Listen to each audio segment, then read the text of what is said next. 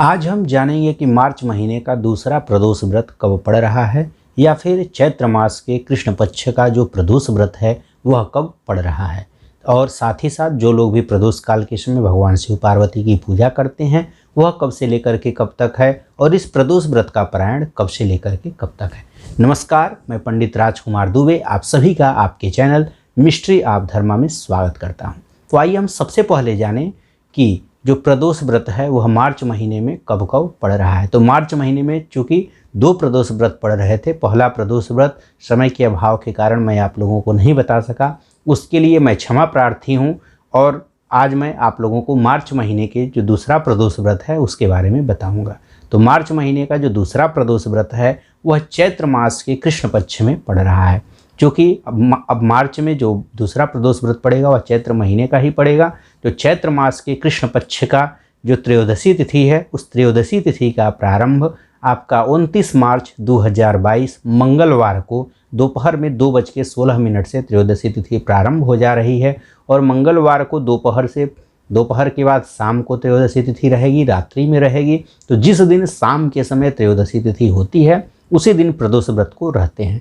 तो आपका 29 मार्च 2022 मंगलवार को शाम के समय प्रदोष व्रत त्रयोदशी तिथि रह रही है। इसलिए जो प्रदोष व्रत है चैत्र मास के कृष्ण पक्ष का वह 29 मार्च 2022 मंगलवार को पड़ेगा।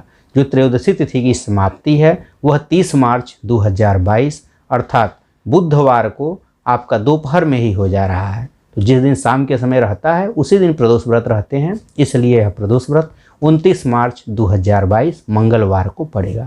मंगलवार को यह प्रदोष व्रत पड़ने के कारण इसे भौम प्रदोष व्रत के नाम से भी जानते हैं। अगर आप लोग पहली बार प्रदोष व्रत उठा रहे होंगे तो मंगलवार से प्रदोष व्रत उठाने से क्या लाभ होता है इस पर हमने अलग से वीडियो बनाया हुआ है, इसे आप ऊपर आई बटन में जा कर के देख सकते हैं। अब आइए जाने कि जो लोग भी यह प्रदोष व्रत रहेंगे, यह प्रदोष व्रत वाले दिन शाम के समय जो प्रदोष काल होता है उस समय भगवान शिव पार्वती की पूजा करना अनिवार्य होता है। तो प्रदोष काल कब से लेकर के कब तक है, तो आप लोग जहाँ पर भी रहते होंगे वहाँ पर सूर्यास्त का समय पता कर लेंगे। और सूर्यास्त के समय से 3 घटी पहले और 3 घटी बाद का समय ही प्रदोष काल होता है। 1 घटी में 24 मिनट होता है और 3 घटी अर्थात 72 मिनट। इसलिए सूर्यास्त से 72 मिनट पहले और 72 मिनट बाद के समय को ही प्रदोष काल कहते हैं। अगर वाराणसी की समय के अनुसार बात करें तो वाराणसी में जो सूर्यास्त है इस दिन 29 मार्च अर्थात मंगलवार को शाम को 6:06 पे हो रहा है।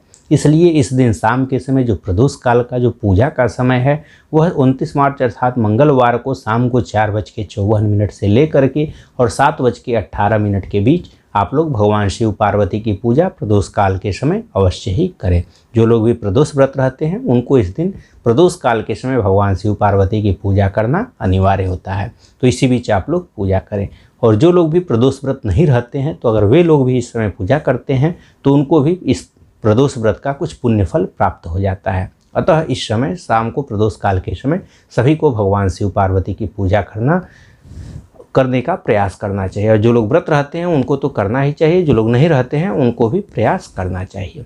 अब आइए जानते हैं कि जो लोग भी यह प्रदोष व्रत रहेंगे इस प्रदोष व्रत का पारायण कब करेंगे। तो जो लोग भी प्रदोष व्रत रहते हैं पूरे दिन व्रत रहना चाहिए, पूरी रात्रि रहना चाहिए। और अगला दिन जब सूर्योदय हो जाए, सूर्योदय के बाद कभी भी आप लोग इस व्रत का पारायण कर सकते हैं। अतः इस व्रत का पारायण 30 मार्च 2022 बुधवार को सूर्योदय के बाद कभी भी आप लोग इस व्रत का पारायण कर सकते हैं। अगर आप लोग इस व्रत को रहते हैं तो मंगलवार को प्रदोष व्रत पढ़ने के कारण इसे भौम प्रदोष व्रत कहते हैं। तो आप लोग इस दिन भौम प्रदोष व्रत की कथा भी अवश्य सुने, इसका हम वीडियो बना देंगे, इसे आप ऊपर आई बटन में जा कर के देख सकते हैं। आशा करता हूँ कि यह जानकारी आपको अच्छी लगी होगी। इसी तरह की और उपयोगी जानकारी के साथ आप सभी के समक्ष पुनः उपस्थित होंगे। तब तक के लिए धन्यवाद, नमस्कार।